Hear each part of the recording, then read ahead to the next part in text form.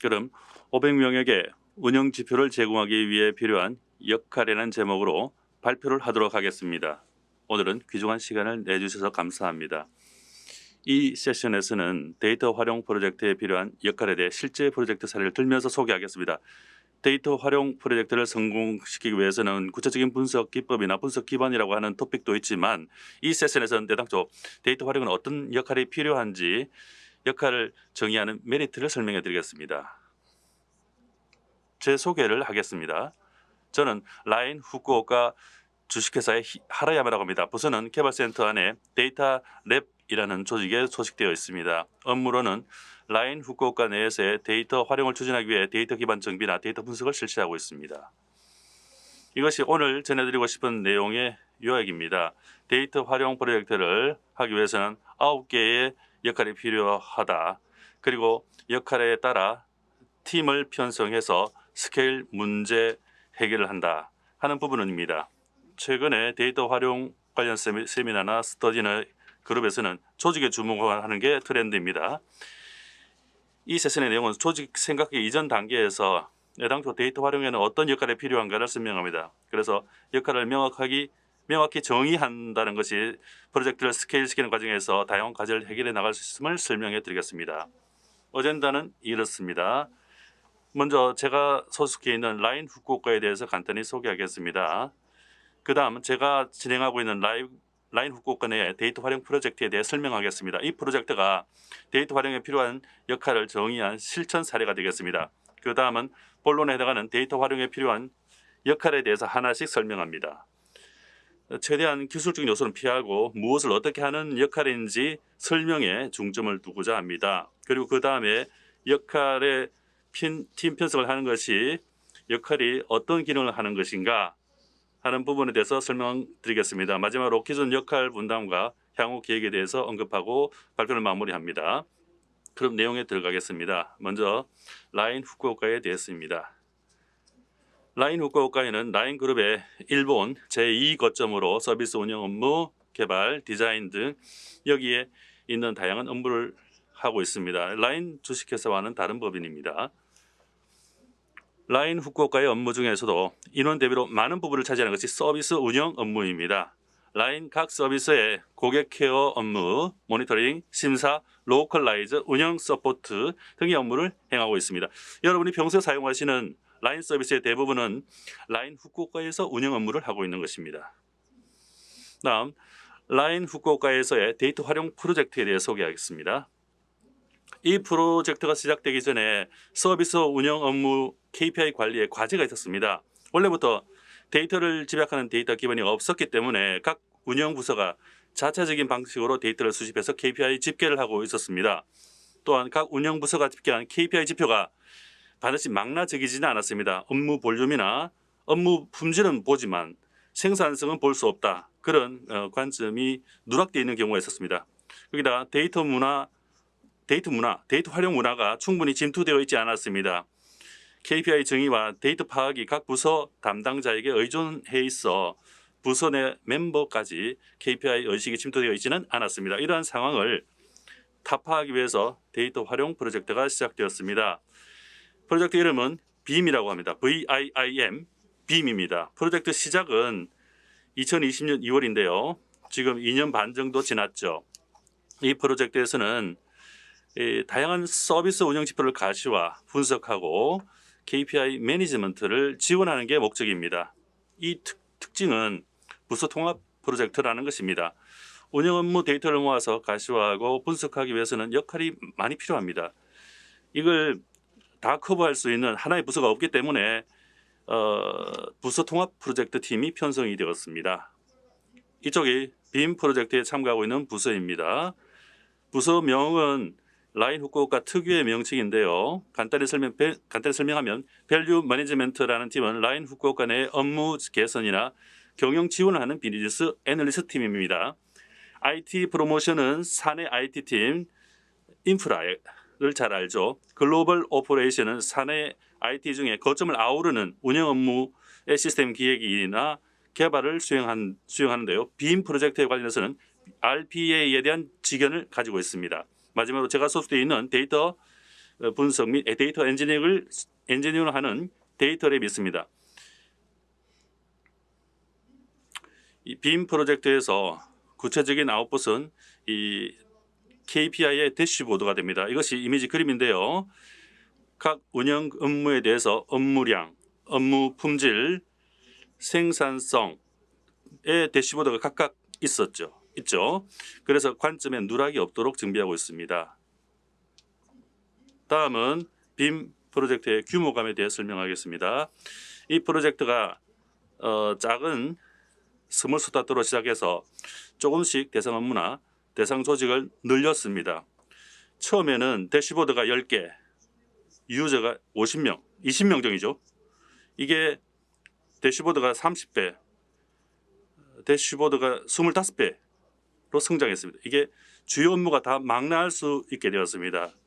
대시보드는 무조건 늘리자 이게 아니라 관련된 부분들을 통합하고 늘렸습니다. 이렇게 프로젝트를 성공시킬 수 있던 요인은 다음과 같습니다. 이제부터가 본론인 데이터 활용에 대한 역할 이야기입니다. 프로젝트 시작 당초부터 역할을 정의하고 정의한 역할에 따라 프로젝트 팀을 편성하고 프로젝트를 스케일시켜 나가는 데 있어서 다양한 과제를 역할에 근거해 해결한 것. 이것이 프로젝트를 스케일시킬 수 있던 이유가 됩니다.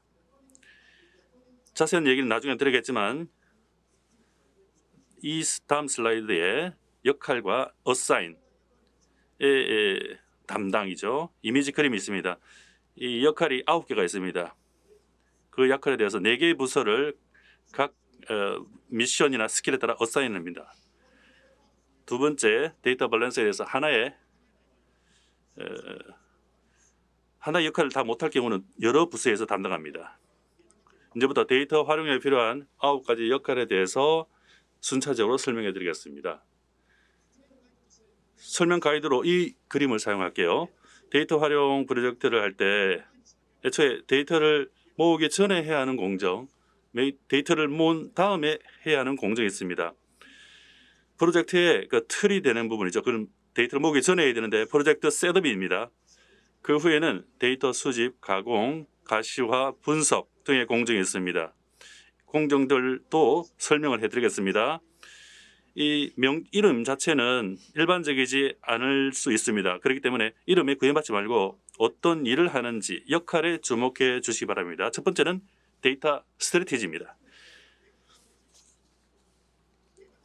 데이터 활용 프로젝트를 시작함에 있어서 우선 무엇을 실현하고 싶은지 하는 목표, 그리고 그냥 모든 가시화해서 업무를 개선하고 싶다 그런 게 아니라 목표, 방법을 생각합니다. 이것이 데이터 스트레이지의 역할입니다.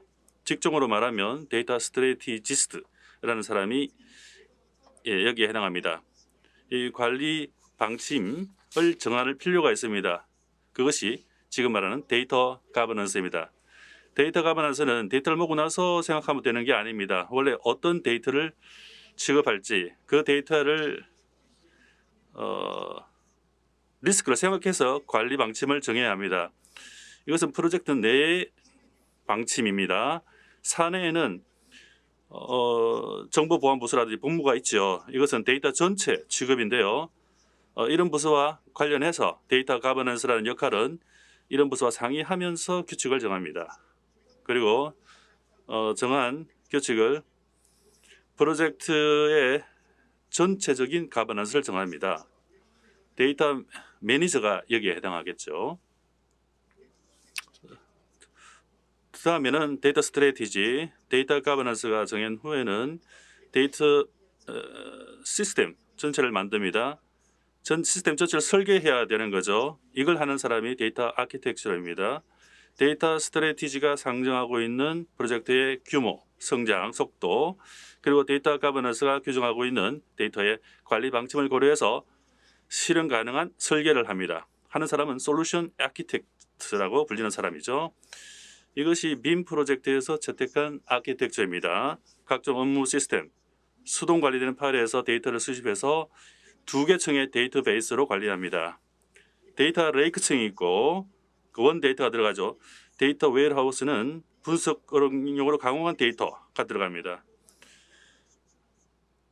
가공 워크플로우에서는 에어플로우를 사용하죠. 그리고 데이터베이스는 MySQL을 사용합니다. 데이터 아키텍처 설계에 있어서 따라 시스템을 실제로 구축하는 사람은 데이터 인프라스트럭처입니다. 프로젝트에 사용할 BI를 세우거나 BI 툴의 셋업을 합니다. 그리고 워크플로우 툴 준비도 합니다. 데이터 플랫폼 엔지니어가 여기에 해당합니다. 프로젝트 셋업이 완료됐죠. 데이터를 사용할 준비가 됐죠. 그리고 앞으로 쓸데없는 데이터가 또 들어올 수 있습니다. 필요한 데이터가 안 올 수도 있죠. 이럴 때 한번 들어온 데이터는 축적을 해야 되는죠. 2차 이용, 3차 이용 이것도 생각해야 되죠. 여기서 각각의 데이터 활용, 수요, 입구에서 출구까지 흐름을 생각해야 됩니다. 이 역할이 데이터 플래닝입니다. 데이터 취득 방법, DB의 축적 방법, 가시화 분석 계획을 세웁니다. 그리고 개개 분석의 그 사령탑 역할을 하죠. 데이터 플래너가 일을 합니다. 데이터 플래닝의 계획이 끝난 후에 이제 데이터를 들여옵니다. 이 역할이 데이터 인제스션입니다. 각 시스템에서 취득을 해서 경납을 합니다. DB에서 직접 추출하거나 API가 사용할 때는 하기 쉽죠. 시스템적으로 불가능할 때는 다른 방식을 사용하기도 합니다. 취득 방법을 생각하고 구현합니다. 데이터 엔지니어, 아날리틱 엔지니어가 여기에 해당합니다. 데이터베이스에 데이터가 들어오죠. 가시화 분석과 수요에 따라서 사용하기 쉬운 형태로 가공합니다. 이것이 데이터 웨어하우스, 데이터 마트의 역할입니다. 이 역할은 데이터 플래닝에서 모은 데이터를 집계 처리를 합니다. 빔 프로젝트에서는 데이터 웨어하우스까지만 만들었는데요. 데이터 마트를 만들어서 세계청으로 생각도 할 수가 있죠. 아날리틱스 엔지니어가 이 역할을 담당합니다. 그리고 데이터 준비가 다 됐죠. 실제로 가시화 분석을 합니다. 가시화에 대해서는 데이터 비주얼리제이션이죠. 유저 사용에 대해서 대시보드 설계하고 구축합니다. 유저 쪽에 KPI 설계라는 관리 축적되어 있죠. 그 지원하고 도입 서포트를 합니다. 대시보드만 만드는 게 아닙니다. 그것만 하면 되는 게 아니죠. 데이터 애널리스트가 이 역할을 합니다. 마지막으로 데이터 분석에 대해서는 데이터 애널리시스 역할이 있습니다.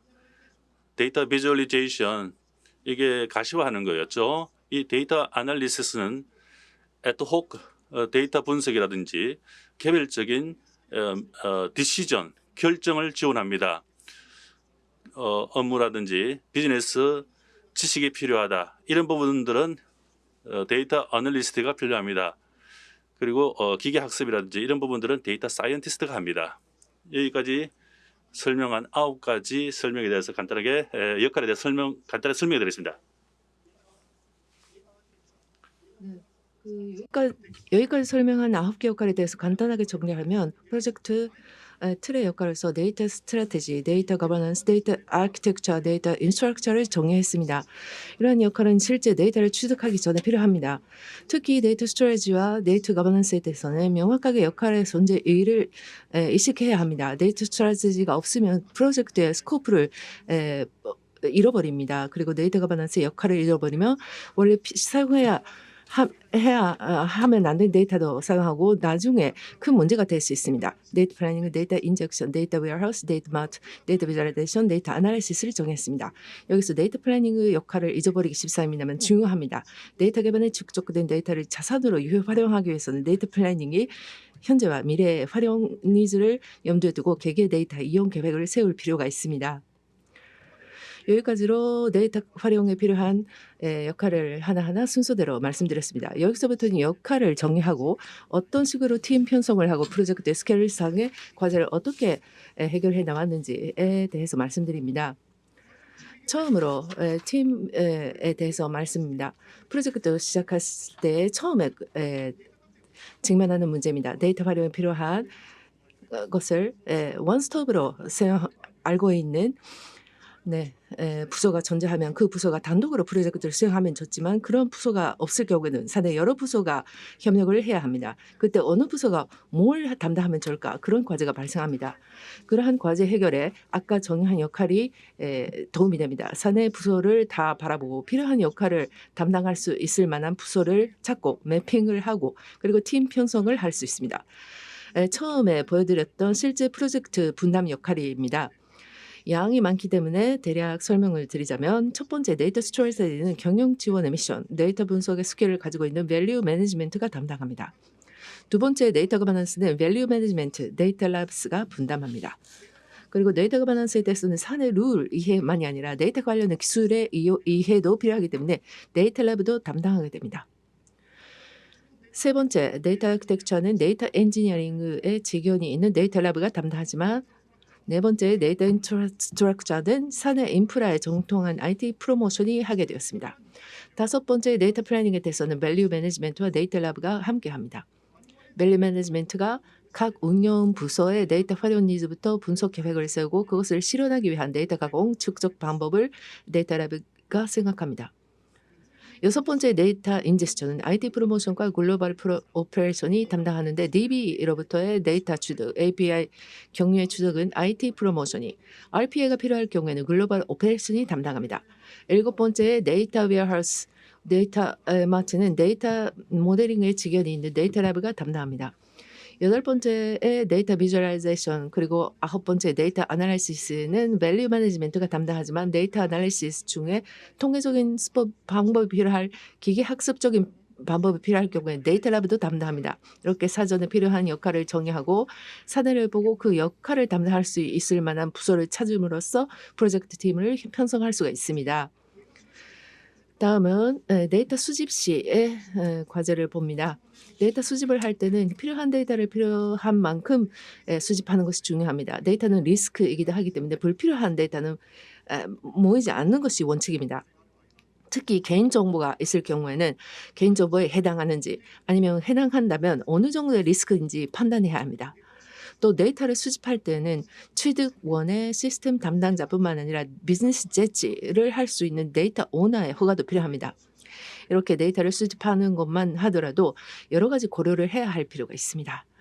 이러한 검토가 느슨한 경우에는 나중에 데이터 수집을 다시 해야 하거나 원래 취득해서는 안 된 데이터가 데이터 안에 들어가 버리고 프로젝트 전체가 중지될 경우도 있습니다. 그러니까 데이터 수집 시점에서 이러한 내용을 잘 보는 것은 프로젝트를 안정적으로 스케일시키기 위한 매우 중요한 점입니다. 빔 프로젝트에서는 데이터 수집 시의 과제에 대해 역할을 활용해서 대처하고 있습니다. 우선 데이터의 취득 범위는 데이터 플랜이 현재 미래 데이터의 활용 니즈를 바탕으로 결정합니다. 향후 쓰지 않을 것 같은 데이터는 처음부터 제외합니다. 다음은 개인정보의 유무는 데이터 거버넌스가 사내 정부 세큐리티 부서에 확인합니다. 개인정보인지 개인정보 같은 경우에는 어느 정도 리스크가 있는지 판정합니다. 그때 리스크 판정이 높은 데이터가 반드시 필요할 경우에는 해결책이 없는지도 상담합니다. 예를 들어서 마스킹의 처리를 함으로써 리스크를 낮게 할 수도 있습니다. 개인정보이면 즉시 이용 불가가 아니라 리스크를 명확하게 하고 필요할 경우에는 어떻게 하면 사용할 수 있을지 생각합니다. 그리고 데이터 취득 범위와 리스크 확인이 끝나면 데이터 오너의 허가를 받고 데이터 거버넌스와 데이터 플래닝을 그 허가를 받습니다. 수집하는 데이터의 리스크 관리 방법에 대해서는 데이터 거버넌스가 설명을 하고 데이터 플래닝과 데이터 활용의 메리트를 설명합니다. 이렇게 데이터 취득 시 과제에 대해서는 데이터 플래닝, 거버넌스 협력해서 대처하여 나중에 문제가 되지 않도록 사전에 모두 처리합니다. 다음은 데이터 수집 후에 발생하는 과제로서 데이터의 설명 책임의 과제가 있습니다. 데이터 수집이 진전되고 데이터베이스 내에 여러 데이터가 경납되게 되면 어디에 어떤 데이터가 있는지 프로젝트 멤버들도 따라가지 못하게 됩니다. 이런 상태가 되면 내부 감사로 프로젝트가 보유하고 있는 데이터 리스크에 관해서 답을 제대로 할 수 없어서 프로젝트 계속이 어려워질 수가 있습니다. 그러니까 어느 테이블에 어느 칼럼에 어느 정도 리스크의 데이터가 들어있는지 늘 언제든지 설명할 수 있는 상황으로 해야 합니다. 이러한 과제에 대해서 빔 프로젝트에서는 데이터 카탈로그를 도입하는 거로 대응하고 있습니다. 데이터 카탈로그는 간단하게 설명하자면 데이터베이스 내에 경납되고 있는 데이터에 대해서 테이블, 칼럼 단위로 정보를 하기 위한 것입니다. 리스크 정보를 입력하기도 하고 이용을 위한 추가 정보를 입력하기도 합니다. 데이터 카탈로그는 프로젝트 내의 각 역할 사람이 용도에 따라서 카탈로그의 사용에 대해서는 각 역할이 요망을 내고 그리고 실제로 카탈로그를 도입하는 것은 데이터 인스트럭터가 합니다. 빔 프로젝트에서는 닮은 기능의 내재 회사 내에서 만든 툴이 이미 존재하기 때문에 기존 툴을 개량함으로써 데이터 카탈로그를 도입했습니다. 내부 감사의 질문에 대해서는 데이터 가버넌스가 답을 합니다. 이 데이터 카탈로그를 증거로 해서 그리고 데이터 카탈로그를 도입함으로써 프로젝트에서 취급하는 데이터 종류가 늘어났다고 하더라도 어디에 있는지 파악할 수 있으며 설명이 언제든지 가능하게 되었습니다. 그리고 데이터를 분석, 과시화 그리고 분석 시의 과제로서 아웃풋을 참조하는 유저 권한 관리의 과제가 있었습니다. 제공하고 있는 대시보드마다 누가 보다 되는지 적절하게 관리를 해야 했습니다. 대시보드 수 그리고 제공 부서가 많아지면 관리가 어려워졌습니다. 실제로 라인 후보가는 조직 개편 그리고 인사 이동이 굉장히 많았기 때문에 유저 부서의 상황에 따라서 대시보드를 자세하게 관리하는 것은 정말로 비현실적이었습니다. 거기서 대시보드의 유저 사이드도 다 포함한 권한 관리 체제를 구축하게 됐습니다. 우선 데이터 가버넌스가 정보 세큐리티 부서 그리고 법무 부서와 연계해서 권한 관리 매뉴얼을 작성했습니다. 다음에 데이터 가버넌스가 작성한 관리 매뉴얼과 함께 대시보드의 권한 관리 유저 부서의 매니저로 이양했습니다. 유저 부서의 매니저는 매뉴얼을 바탕으로 자기 책임으로 아카운트 작성, 삭제, 열람 가능 범위를 결정했습니다. 이때 데이터 가버넌스는 권한을 이양해서 끝이 아니라 권한 관리의 적절성에 대해서도 모니터링을 했습니다. 유저의 대시보드 이용 상황을 확인하기 위해서 데이터 비주얼라이제이션이 모니터링용의 대시보드를 작성해서 관계없는 부서에 열람을 하지 않는지 체크했습니다. 이상과 같은 권한관리 체제를 구축함으로써 대시보드 수 그리고 유저 수가 늘어난다 하더라도 권한관리가 잘 되고 있습니다. 마지막으로 소개해드리는 스케일상의 과제입니다만 전체적인 타스크량의 증대입니다. 아까 대시보드상의 권한관리의 사례도 그렇습니다만 제공하고 있는 대시보드 그리고 유저의 증가에 따라서 운영의 타스크가 늘어납니다. 대시보드의 구축을 하고 한 적이 있는 분은 메인테넌스 타스크량이 늘어나는 것은 쉽게 상상하실 수 있을 것입니다. 실제로 빔 프로젝트에서는 대시보드 수가 30배, 25배 이렇게 늘어났기 때문에 각 타스크도 증대했습니다. 전체적인 타스크량의 증대에 대해서도 역할 분담의 효과가 나타났습니다. 빔 프로젝트는 시작 당시 비교해서 대시보드 유저 수는 대폭 늘어났는데 프로젝트 멤버는 1.6배에 불과합니다.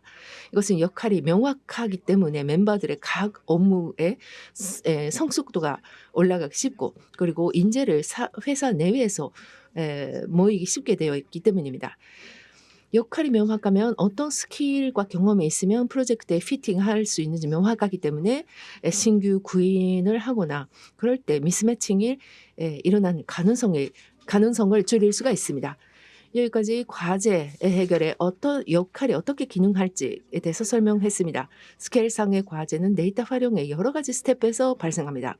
여기 있는 과제는 한 사례에 불과하는데 빔 프로젝트는 여러 가지 소개해드렸던 것 같은 과제를 역할을 바탕으로 해서 클리어함으로써 안정적으로 스케일화하는 것에 성공했습니다. 여기까지가 발표 메인인 데이터 활용에 필요한 역할과 그 효과였습니다. 현재 빔 프로젝트는 역할 분담에 기능하고 있으며 스케일에 성공하고 있습니다. 하지만 과제가 없는 것은 아닙니다. 그렇기 때문에 지금 가지고 있는 과제 그리고 그 해결 방법 그리고 미래의 전망에 대해서 말씀드리며 발표를 마치겠습니다만 빔 프로젝트가 지금 가지고 있는 과제 이것은 데이터 가버넌스의 복잡화입니다. 그동안 설명에서도 말씀드렸듯이 빈번히 데이터 가버넌스의 역할이 등장했습니다. 원래 데이터 가버넌스의 타스크가 광범위한데 더해 개인정보가 엄격하게 관리해야 되므로 룰 자체가 복잡합니다. 룰의 재검토, 최신 정보의 캐치업을 위해서 데이터 가버넌스가 정보 세큐리티, 법무와 연계하는 기회가 늘어나고 있고 내용도 더 전문화되고 있습니다. 한편 빔 프로젝트의 체제로서는 데이터 거버넌스의 역할을 밸류 매니지먼트 데이터 랩스가 분담하고 있는데 다른 역할도 하고 있습니다. 향후 데이터 거버넌스의 역할을 계속하면 복잡화된 데이터 거버넌스에 대한 대응이 짐이 되고 프로젝트 스케일의 보틀네크가 될 수 있다고 생각합니다. 데이터 거버넌스 타스크의 복잡화에 대응하기 위한 해결책으로서 라인 후쿠오카 내 데이터 거버넌스 전문 부서를 설치하고 그 부서의 프로젝트 참여에 참가하도록 생각하고 있습니다. 여기서 말하는 데이터 거버넌스 부서라는 것은 정보 세큐리티 법무와는 달리 데이터 활용 차원에서 데이터 관리 룰을 관찰하는 부서입니다. 라인 주식회사에는 데이터 거버넌스 부서가 있지만 라인 후쿠오카에는 없습니다. 그러니까 라인 후쿠오카를 위한 데이터 거버넌스 부서가 필요하다고 생각합니다. 데이터 거버넌스의 역할을 전문 부서가 하면 빔 프로젝트를 포함한 라인 후쿠오카 내 데이터 활용이 더 원활하게 진행될 수 있다고 생각합니다. 빔 프로젝트 시작은 KPI 관리상의 과제였지만 그 과제가 조금씩 해결돼 가고 있다고 생각합니다. 다만 데이터 기반의 비축된 데이터 이용을 함으로써 KPI 관리 이상의 공헌이 할 수 있다고 생각합니다. 향후는 빔 프로젝트로 구축한 데이터 기반 프로젝트 팀의 사내 커넥션을 더 유효 활용해서 라인 후쿠오카를 데이터 드리븐으로 만들어가고 싶습니다. 여기까지입니다만 마지막으로 처음에 말씀드렸던 요점을 한 서머리를 말씀드리겠습니다. 이 발표에서는 데이터 활용에는 9개의 역할이 필요하다. 역할을 활용함으로써 프로젝트의 스케일상의 과제를 해결할 수 있다라고 설명했습니다. 구체적인 사례로 빔 프로젝트를 말씀드렸습니다. 프로젝트의 시작 시부터 역할 분담을 의식해서 팀 편성을 하고 스케일상의 여러 과제에 대처할 수 있고 안정적으로 스케일하는 데 성공했다. 오늘 말씀드렸던 내용은 서비스 운영 업무의 데이터 활용 이외에도 널리 데이터 활용을 하는 장면에서 참고가 될 거라고 생각합니다. 업무에 좀 도움이 되면 다행입니다. 감사합니다. 하라야마님 감사합니다. 플러스 토크 시간입니다. 질문자분을 초빙해서 세션 내용에 대해서 더 깊은 이해를 도와드리겠습니다. 질문자분 등장하셔서 대화를 해주시기 바랍니다. 시청자분도 질문이 있으시면 화면 오른쪽 밑에 채팅을 통해서 질문을 하실 수 있습니다. 이번 질문자는 야후재팬의 우진호 타츠키 님입니다. 우진호님 간단하게 자기소개 부탁드립니다. 네, 야후재팬의 우진호라고 합니다. 저는 데이터 통괄 본부에서 야후 커머스 광고 데이터 활용에 관한 부분 일을 하고 있습니다. 데이터 기반 작성에 일을 하고 있습니다. 우지로님 이 세션을 듣고 질문사항 있으시면 부탁드립니다. 네, 먼저 하라야마님 프레젠테이션 감사합니다. 저도 야후 재팬에서 데이터 정비를 담당하고 있습니다. 그래서 오늘 말씀 듣고 많은 공감을 받았습니다. 먼저 이 프로젝트 시작 때부터 역할을 정의한 점 아주 훌륭하다고 생각합니다. 저희 KPI를 정해서 저희들 같은 경우는 데이터만 모으자 뭐 이런 접근을 하는 경우가 많습니다. 우리도 그랬고요. 그런데 이번에 역할을 정의를 하게 된 그런 배경, 경위, 특별히 그렇게 하신 이유는 있습니까?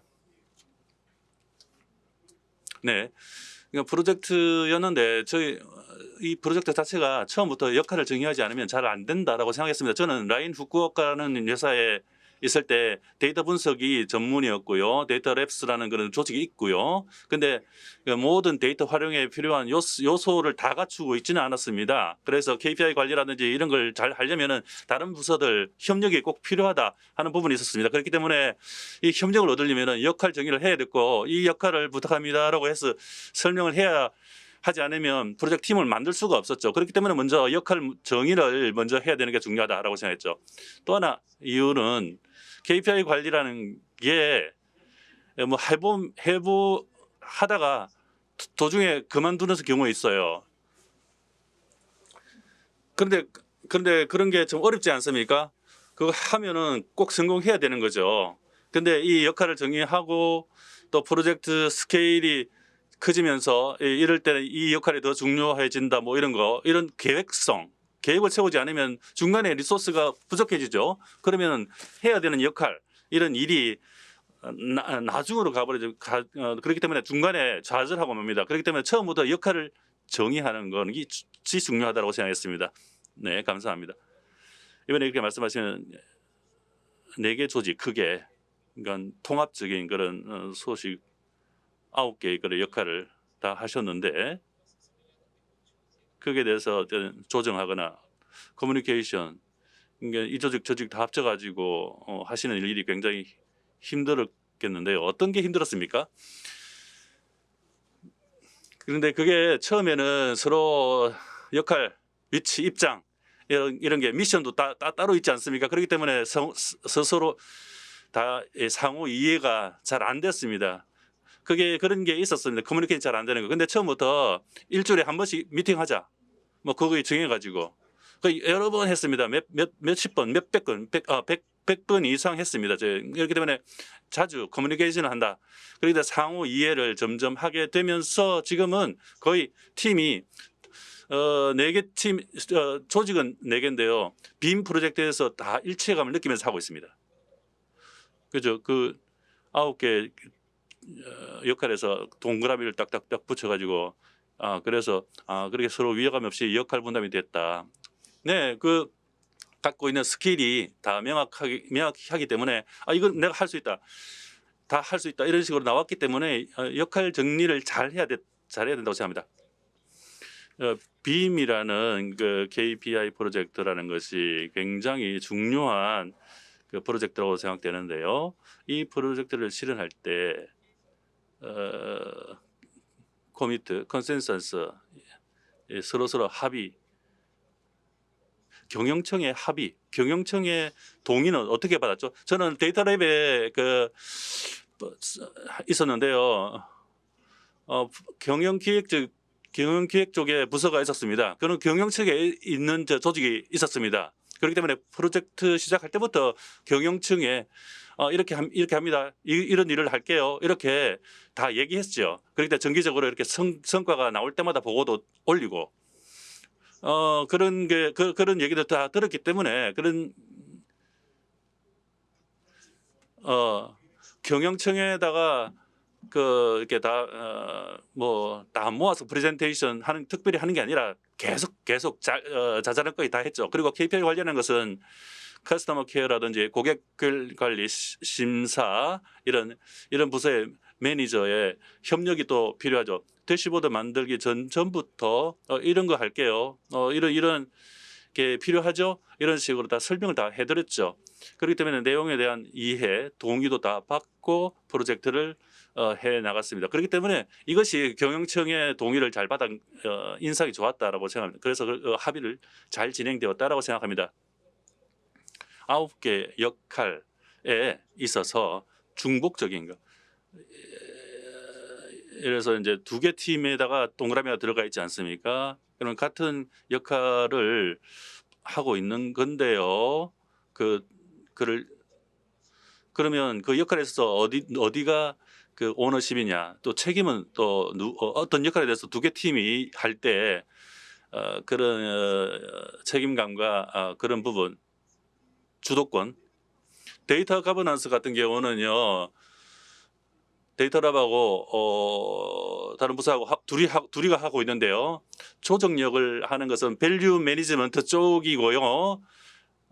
자세한 얘기는 데이터 기술이라든지 정보 보안이라는 거 그런 전문적인 것은 데이터 랩이 인풋을 하는 식으로 좀 정확히 정리는 안 되겠지만은 좀 암묵적으로 그런 일을 나누고야 하죠. 그렇기 때문에 밸류 매니지먼트가 관계 기관들과의 정연하고 기술은 데이터 랩이하고 막 그런 식으로 그 사이에서 분담이 있었습니다.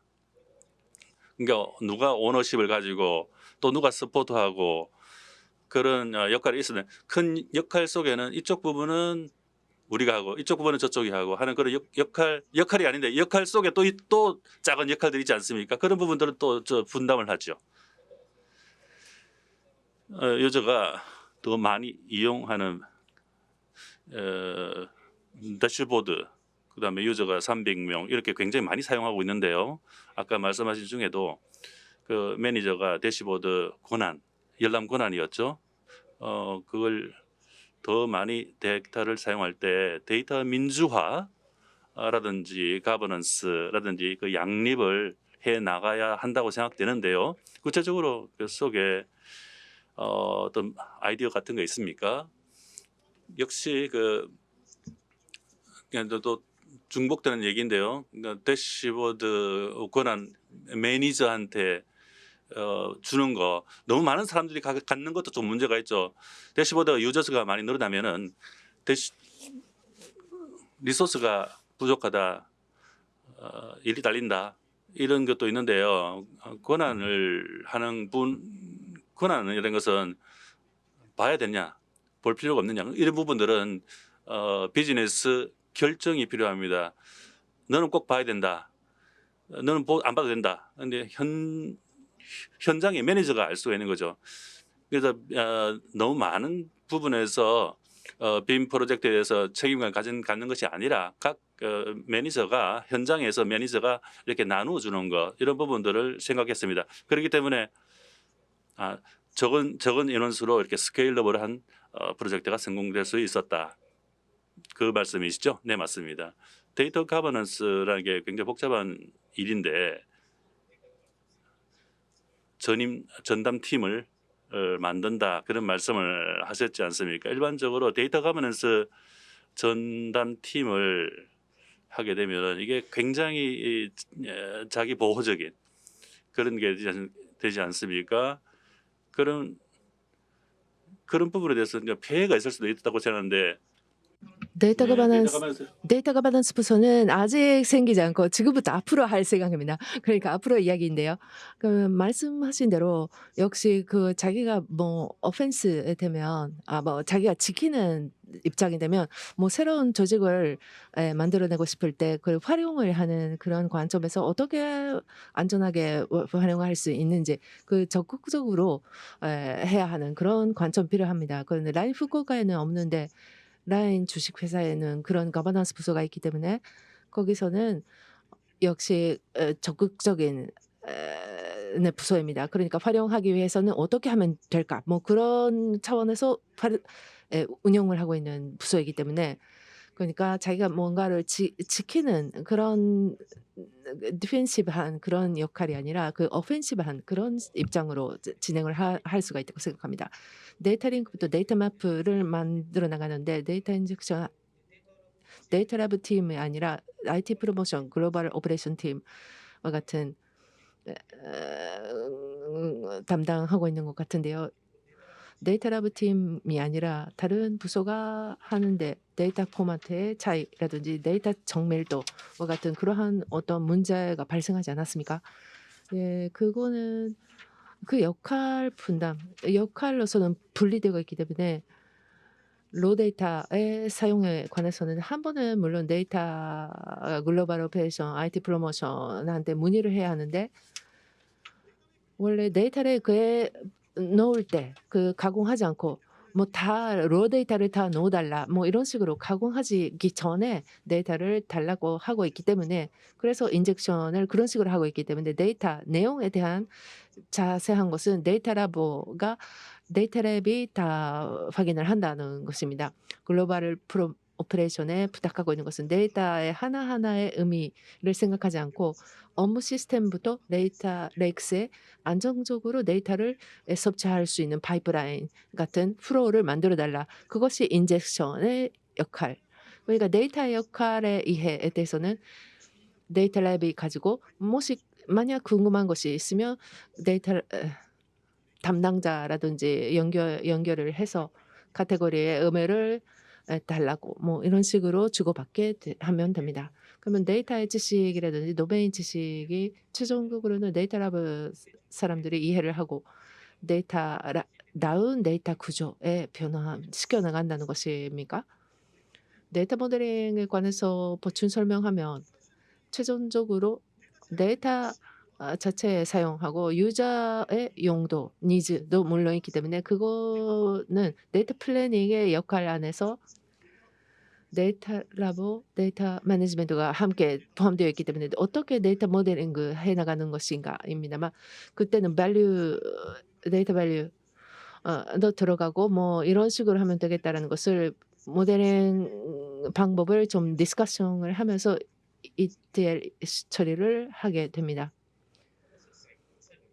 마지막으로 KPI 대시보드 KPI가 정말 호조 뭐 아마 좋지 않다 뭐 이런 것을 분석하고 그런 확장 분석을 하는 방법.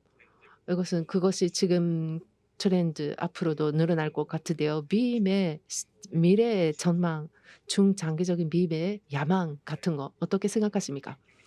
네, 언급하실 수 있는 범위 내에서 말씀해 주시면 감사하겠습니다.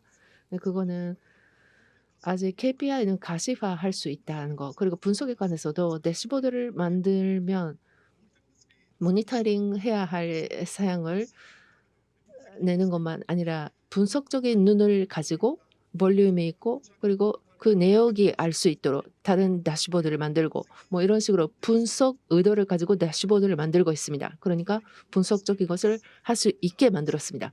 그러니까 그것도 염두에 두고 아직까지 부족하다고 생각하는 것은 현장에 사람들이 들어가면 개개의 액션 플랜을 가지고 뭐 그렇게 분석하거나 아직 그런 부분이 부족합니다. 그러니까 앞으로 현장에 들어가서 함께 액션 플랜을 생각하는 분석, 비주얼라이제이션 같은 것은 아나라이시스의 강화가 앞으로의 과제가 되지 않을까라고 생각합니다. 감사합니다.